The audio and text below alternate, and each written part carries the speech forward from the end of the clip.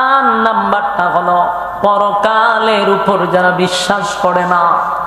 কিয়ামতের কঠিন ময়দানে আল্লাহ রাব্বুল আলামিন বিচারক হবে।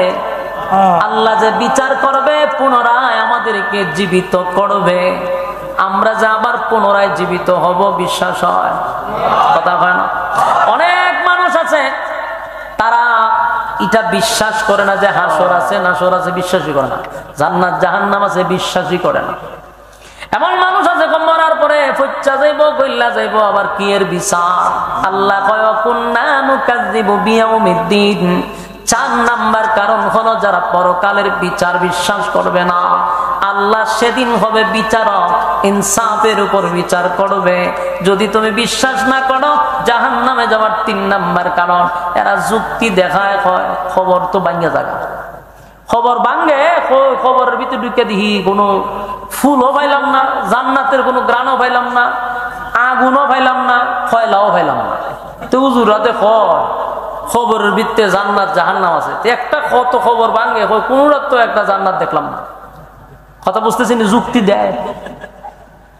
এরা আপনি কোরআন হাদিসে কিতাব বুঝাবে, এখন আসেন এরা কেমনে বুঝতে হন? এরা কইবেন বলে কেন কেন ঘুমা, এরা ঘুম পাড়াই দিবে। তো কতক্ষণ ঘুমানির পরে 2 জন যখন একখানে ঘুমাইছে, একজন এর পাশে শুয়ে বয়ে রয়েছে, আর এ খুব নাক ডেকে ঘুমাইতেছে। তো দেখা যায় ঘুমের মধ্যে আসে, ঘুমানো তো খুব হাসাহাসি করতেছে, আবার হতম করে দিয়ে খান দেও। তখন এরা গুতা দিছে, তুই হাসস কে? কোন সময় আসছি?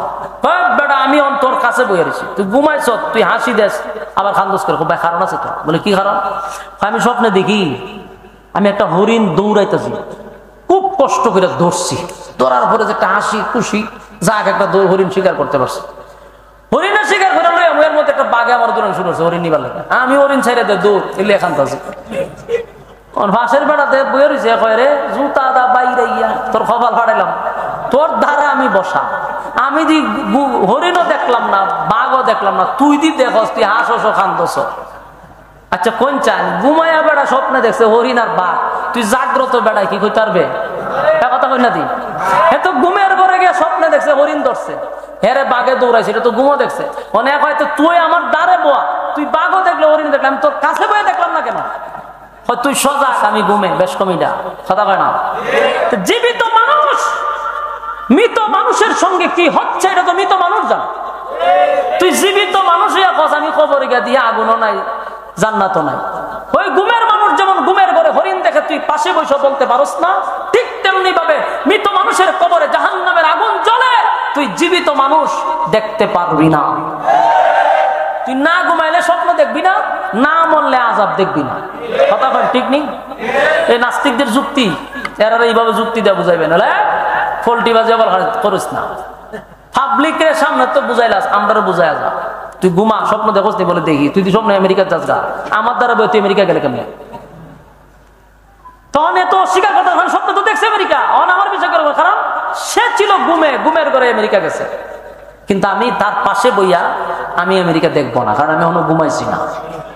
যাদেরকে কবরে আযাব দেওয়া হয়, মৃত মানুষ, তার উপরে আযাব হয়। জীবিত রইছি আমি আযাব দেখুন কেমন? কথা কর।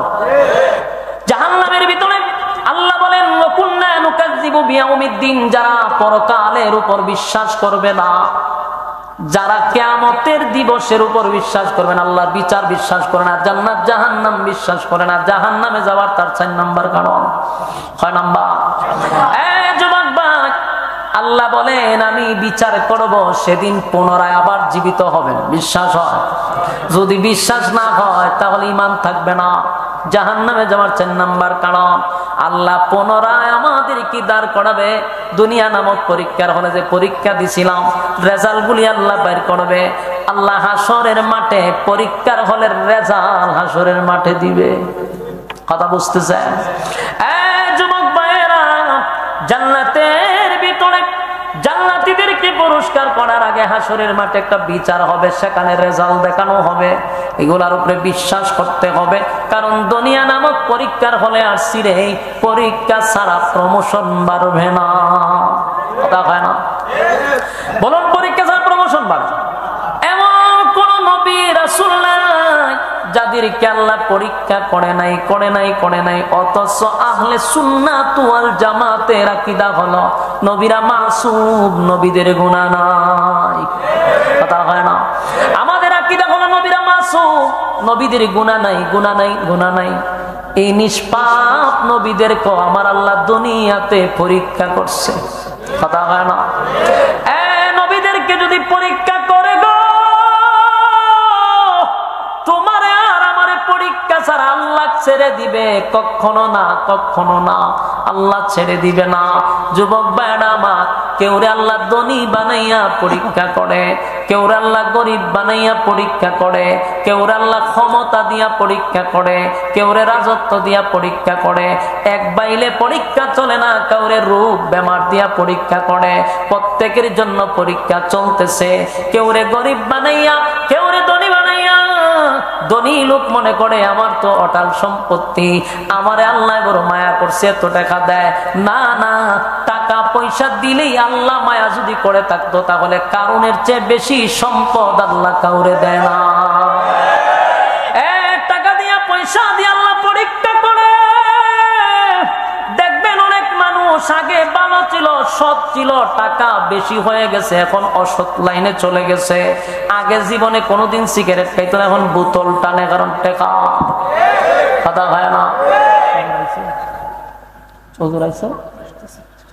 যুবক ভাইরা আমার, বলুন, টাকা বেশি হওয়ার কারণে মানুষ লাইন ছেড়ে বেলাইনে যায় কিনা? টাকা বেশি হওয়ার কারণে এখন বোতল কিনে খায়, কিন্তু একবারও চিন্তা করছেন। আবার আমরা সাথে দেখা হইলো, হুজুর দোয়া করবেন, আল্লাহ দিছে আমারে। তোরে দিছে, তুই খুব খুশি, কিন্তু তুই জানোস না দিয়াও যে পরীক্ষা করতেছে।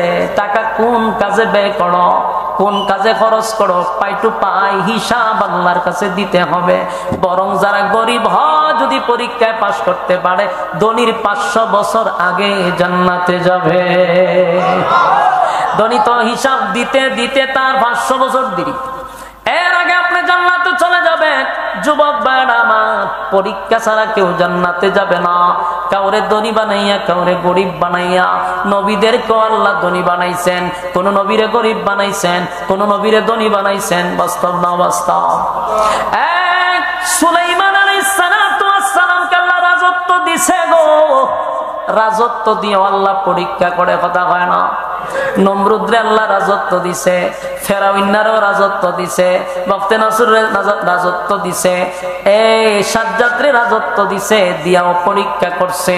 আবার নবীদেরকে রাজত্ব দিয়া পরীক্ষা করছে। 4 জন বাদশা ছিল, গোটা পৃথিবী আল্লাহ তাদেরকে শাসন করার ক্ষমতা দিছিল। আসমানের নিচে যত জায়গা, এই জায়গা সম্পদ মাত্র একজনে রাজত্ব করছে। এমন 4 জন বাদশা ছিল যারা গোটা পৃথিবী পরিচালনা করত। এর মধ্যে 2 জন বেঈমান, 2 জন ইমানদার। 2 জন বেঈমানের মধ্যে একজন হলো নমরুদ। একজন কি? নমরুদ। এই নমরুদ আল্লাহ গোটা পৃথিবীর রাজত্ব দিছে রে, ক্ষমতা দিয়া নমরুদরে পরীক্ষায় ফলাইছে। নমরুদ রাজত্ব পাইয়া ইব্রাহিম খলিলুল্লাহর সঙ্গে দুশ্মনী শুরু করে দিল। ইব্রাহিম খলিলুল্লাহরে আগুনে ফালাইল। ইব্রাহিম খলিলুল্লাহর সঙ্গে কত না নির্যাতন করল। এরপর হচ্ছে থামে নাই। ইব্রাহিম খলিলুল্লাহরে বলে, তোমার আল্লাহ আছে, তোমার আল্লাহর সঙ্গে আমি যুদ্ধ করব। নাউজুবিল্লাহ। আমার আল্লাহ বলে, ইব্রাহিম আমি ক্ষমতা দিছি, ক্ষমতা পাইয়া নমরুদ এখন আমি আল্লাহর সঙ্গে যুদ্ধ করতে চাই গো। নমরুদ যুদ্ধ করতে চায়, আল্লাহ সুযোগ দিছে, আরো সুযোগ দিছে। এরপর নমরুদ তীর মারছে আল্লাহরে মারার জন্য। আল্লাহ কয়, এবার আউশ কইরা সব কইরা আমারে তীর মারছে, রক্ত লাগায়া দেয়। রক্ত লাগায়া দিছে। নমরুদা রক্ত পাইয়া ডিজে গানের আয়োজন করছে, নাচে। ইব্রাহিম নবী কয়, তুই নাচুস কেরে? তোর আল্লাহ মেরে লইছি। নাউজুবিল্লাহ। ইব্রাহিম নবী বলেন, আমার আল্লাহ, আর আল্লাহরে মেরে লইছি তো আমার দ্বারে কস, তোর ভেতর ঠাড়া পড়বো, তুই চিন্তা করস। তুই এখন ডিজে গানের আয়োজন করছো, তো আল্লাহ মেরে লইছি। হয় দেখো রক্ত লাগানো, আল্লাহরে মেরে বলেছি। নাউজুবিল্লাহ। আল্লাহ কয়, নবী গো, আমি তারে সম্মান দিছিলাম, কিন্তু সে ক্ষমতা পাইয়া ক্ষমতার অপব্যবহার করছে, আমি সাইজ করুম। সাইরা দিছে। নমরুদ্দারে এমন সাইজ করা করছে, এটা জুতা দিয়া, বলুন কি দিয়া? নমরুদ্দারে জুতা দিয়া মারছে। নমরুদ্দা বেশি লাভ পাইছে, আল্লাহ কয় খারাপ, বেশি লাভ পাইলে জুতার বাড়ি তোর কপাল। বারা কইরা লোক আনছে রে জুতা ফিরে ফেলে, নিজে আনছে টাকা দিয়া, বেতন দিব তুই খালি জুতাটা বাইরে বেজ্জতি হল। আল্লাহ কেমন করে? এরা টেকা দিছে, হয় তুই জুতাটা বাইরিবে। ও মাথার মগজের ভিতরে মশা ঢুকছে একটা, যখন খামুর দেয় তখন বাড়ি দিলে দুঃখ পায়, জুতাটা বাড়ি দিলে আরাম লাগে। তখন জুতাটা বাড়ি খাইছে কদিন, কিন্তু যে বেটা বাড়ি দেয় হ্যাঁ ওরান হয়ে গেছে।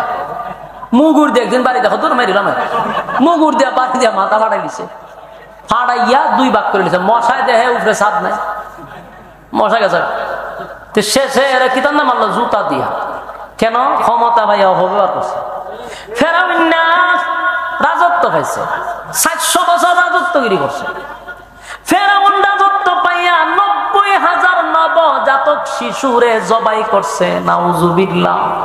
নীল নদের পানিটা লাল কইরা পালাইছে, ছোট ছোট নবজাতক শিশুরে জবাই করে নীল নদে ফালাইয়া দিত।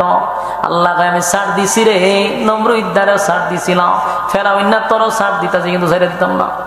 নীল নদ বাসাইল বাচ্চাদের রক্ত দিয়া, আল্লাহ সেই ফেরাউন্নারে ও নীল নদে ফালাইয়া সুবায়া মারছে। কথা হয় না? ক্ষমতা দিয়া পরীক্ষা করে সেই ক্ষমতা আমরা শেখ হাসিনারও দিছিল। শেখ হাসিনা ক্ষমতা পাইয়া 24 সালে রাজত্ব করে, কিন্তু কথা কয় 41 সাল পর্যন্ত। কথা হয় না? খালি হয় 41 সালের ভিতরে হয়ে যাবে। আরে তুই দিয়ে 25 সাল, কিন্তু 41 সাল। আল্লাহ কয় 41 সাল যেমন লাগতো না, 24 সালের 5ই আগস্ট তোর কপাল জুতার বাড়ি। 41 সাল বলছিল, কিন্তু দেখা যায় 5ই আগস্ট ওই নমরুদের ডাইনা লাগাই দিছে। কথা হয় না? শেষনি বাহাদুরি। কারণ রাজত্ব বেশি দিন থাকে না, ক্ষমতা বেশি দিন থাকে না। কথা হয় না? নদীর পার ভাঙে অপার গড়ে, এই তো নদীর খেলা। সকাল বেলার ধনী রে তুই, ফকির সন্ধ্যা বেলা। শেখ হাসিনা 4 আগস্ট পর্যন্ত ক্ষমতা ছিল, 5ই আগস্ট শেষ। কথা হয় না? তারপরে আল্লাহ ক্ষমতা দিয়াও পরীক্ষা করে, ক্ষমতা পাইয়া ক্ষমতার অপব্যবহার করে